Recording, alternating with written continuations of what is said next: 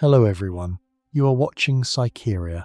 Today we are entering a territory that most men prefer to keep silent about, hoping that everything will resolve itself. But the reality is this: silence does not return on its own if someone has deliberately turned it into a target. This is a conversation about the invisible mechanics of relationships that can turn the life of even the strongest person into an endless run through a labyrinth in search of an exit that does not exist within the old rules. Do you know that specific feeling? You return home after a truly difficult, exhausting day. You close the door behind you, turn the key, and for a second, you just stand still. There is silence in the house. And it is not just the absence of sound.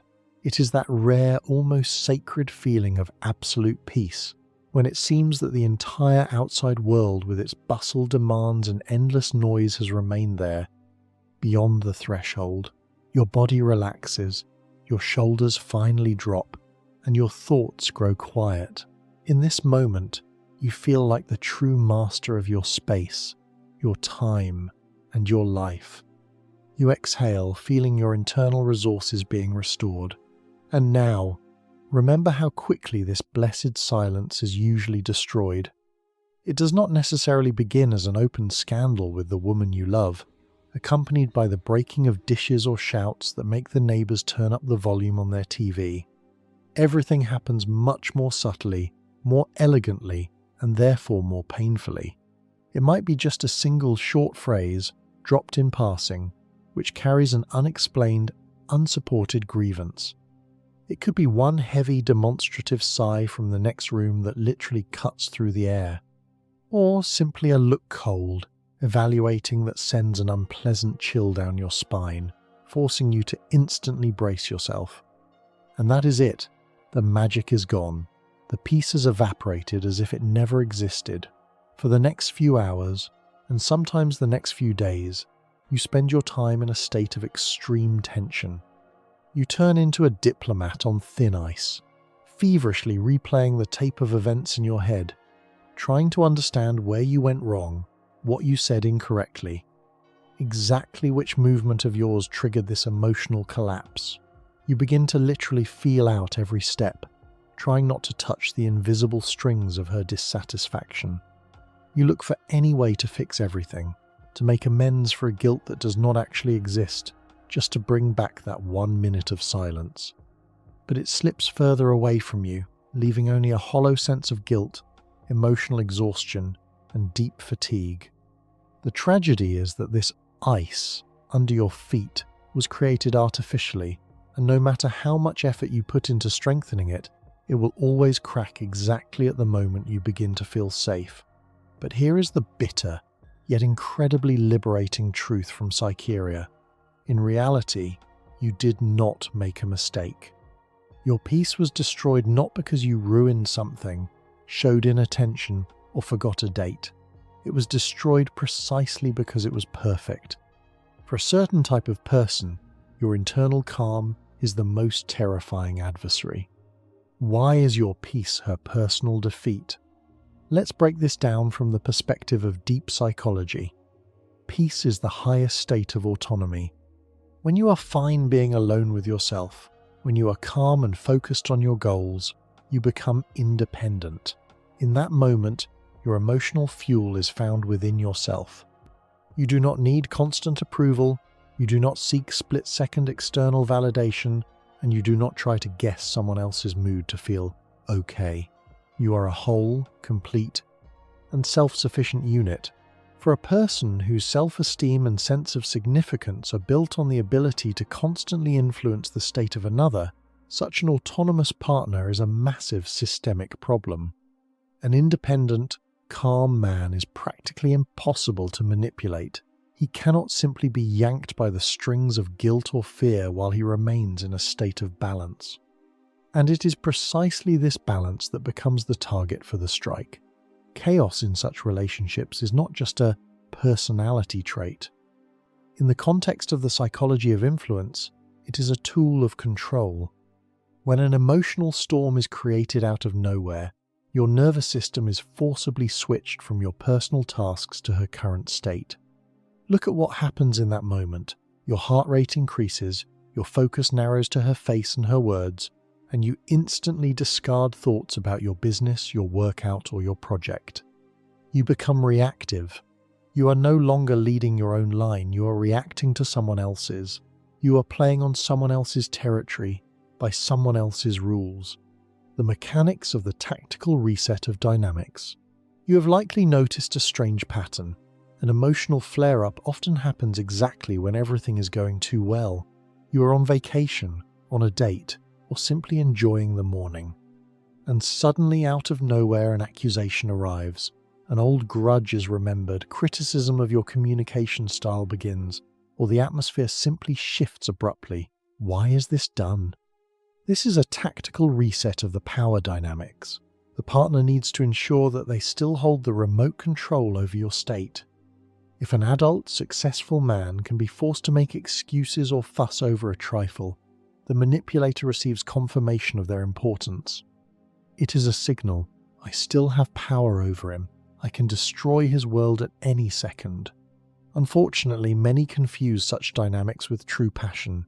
She reacts so intensely, it means she cares about me, the man thinks. But let's call things by their real names. Love is when a partner protects your peace. When your internal world is used as a resource to fuel someone else's ego, it is a form of emotional consumption. Creating chaos allows one to always remain in the position of the victim. While the argument lasts, you can be endlessly accused of coldness or lack of understanding. The role of the victim is armor that protects against any responsibility, but peace is a mirror. If true silence settles in the house, the woman is forced to face herself. If there are no external reasons for drama, yet dissatisfaction still lives within, she must admit that the source of the discomfort is within her, and that realization can be unbearable. It is much easier to artificially set the house on fire, create a conflict, so as to have the full right to cry about the fire and blame the one who supposedly failed to watch the flame. Such a strategy allows her to avoid the painful encounter with her own emptiness for years, shifting the weight of her internal malaise onto your shoulders. As a result, you become not just a partner, but an eternal lightning rod for the storms that originate in her soul and have no objective relation to you. Emotional triangulation and social pressure. A new level of the game begins when chaos moves beyond your bedroom. In psychology, this is called triangulation, the involvement of third parties to undermine your authority and peace. Have you noticed how a partner casually mentions the opinion of her mother, a friend, or even worse, a successful acquaintance like Brian, to highlight your flaws? This is not just an exchange of information. It is a way to surround your island of peace with a ring of external pressure. When you hear that even Susan noticed how you've changed, your confidence in your own rightness begins to crack. You feel as though a united front has been set against you. This creates an effect of social isolation within your own relationship. You begin to doubt the adequacy of your perception. You think, maybe I really am too closed off? Maybe my search for silence is a form of selfishness? This is exactly the effect the manipulator seeks. When a man loses trust in his own feelings, he becomes maximally plastic. He can be molded, he can be managed, and he can be made to feel guilt for his very existence. This is a quiet seizure of the territory of your personality, where every step you take is checked against an invisible sensor. In this artificially created siege, you gradually lose touch with reality, beginning to see the world exclusively through the prism of her approval or condemnation. Your right to your own opinion is replaced by a collective verdict where you are pre-assigned as guilty, and the only path to forgiveness becomes the total surrender of your autonomy. Information overload as a method of suppression. Using information noise to destroy a man's focus is another favorite tactic. Have you noticed how, in moments of deep immersion in work or a hobby, you start being bombarded with small, insignificant questions? Where are the keys? What are we going to eat in 3 days?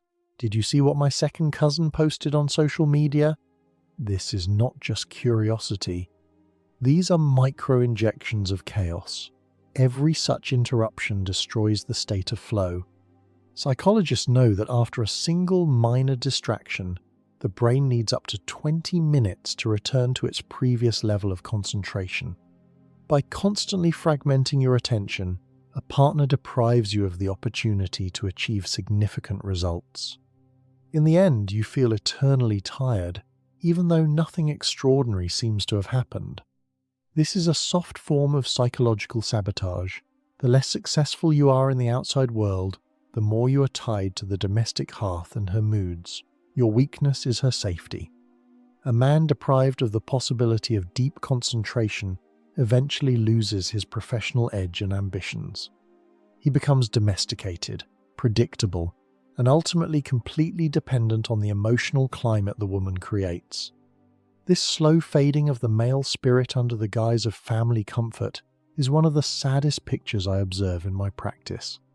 Through this small but continuous noise, a partner effectively limits your horizon of development, creating conditions in which you remain within the zone of her maximum influence and find no resources within yourself to reach a new level of personal power. In this way, your energy is directed not toward achieving large-scale goals, but toward the endless settlement of minor household tasks, which keeps you in a predictable and manageable state. The endless cycle of fixing and the price of peace at any price. Men are result-oriented by nature. When we see a malfunction, we want to fix it, and that is exactly what this trap is built upon. You spend years trying to negotiate. You change your behavior. You adapt. You give in. No, the essence is that the goal of the game is not to fix the relationship. The goal is the process of repair itself. She needs you to be constantly occupied with solving her emotions. While you spend your intellectual and soulful strength on deciphering her latest mood, you are not looking around, and this obsession with her internal world gradually blinds you, depriving you of the chance to see the real perspectives of your own life. The biggest mistake men make is trying to buy peace at the cost of their principles. You think, fine, I'll apologize even if I'm not guilty, just so this noise stops. But by doing this, you only raise the stakes. You teach her that chaos is the shortest path to getting what she wants. Every time you make an unjustified compromise, you lose part of your authority and part of your self-respect. A woman who creates chaos for the sake of control subconsciously despises the man who allows himself to be manipulated this way. She will push even harder until she hits a solid wall. If there is no wall, she will turn your life into ruins, simply testing how far she can go. In this endless testing of strength, you risk finally dissolving your personal boundaries, turning from an equal companion into a voiceless tool for stabilizing someone else's emotional swings. The aesthetics of suffering and the refusal of responsibility. Many women who create chaos are deeply in love with the very aesthetics of their suffering. For them, drama is a way to feel like the heroine of a romance novel, where they are misunderstood, delicate souls, and you are the coarse or cold antagonist. In this paradigm, happy, calm relationships seem bland and devoid of true depth to them. They seek not the resolution of problems, but their cultivation. If the problem disappears, the reason for tragic self-expression disappears with it. Therefore, as soon as you remove one cause for dissatisfaction, 3 new ones instantly grow in its place. This turns your life into an endless run in circles. You think that if you start earning more, or help more around the house, or give more compliments, the storm will subside. No, the truth is that the storm is her internal need. Your perfection only spurs her ingenuity in finding new grievances. After all, if you become flawless, she will have to admit her responsibility for her own feelings, and that is the worst nightmare for a person accustomed to parasitizing someone else's resources. She will protect her chaos to the last, because it is her only way to avoid meeting herself. She needs conflict as constant proof of her significance, turning your efforts into an endless series where the finale is always postponed. In this system, your well-being is merely a nuisance to her grand script, in which she always remains the main character in search of unattainable sympathy. How to stop being the firefighter of your life. The most difficult but necessary step is the conscious refusal of the role of the savior. Every time you drop your important business to appease her after another groundless outburst, you are feeding this vicious mechanism. You give a clear signal: chaos works. On the Psycheria channel, we stand by the fact that the only path to a healthy union is your unwavering right to personal space. This does not mean becoming a cold stone. It means setting a boundary. I am ready to discuss real problems, but I will not participate in emotional scripts. If you see that a conflict is being created artificially, that your arguments are being ignored, and the rules of the game are changing on the fly, do not engage. Do not try to logically explain something created specifically in defiance of logic. Your peace is not a bargaining chip. It is your base state, necessary for success and longevity. A true companion will be your ally in protecting this world. She understands that your peace is the foundation of your strength. She will protect your state, not use it as a target. True respect manifests in the partner's ability to step aside and give you space for recovery rather than in the demand for your attention at any cost.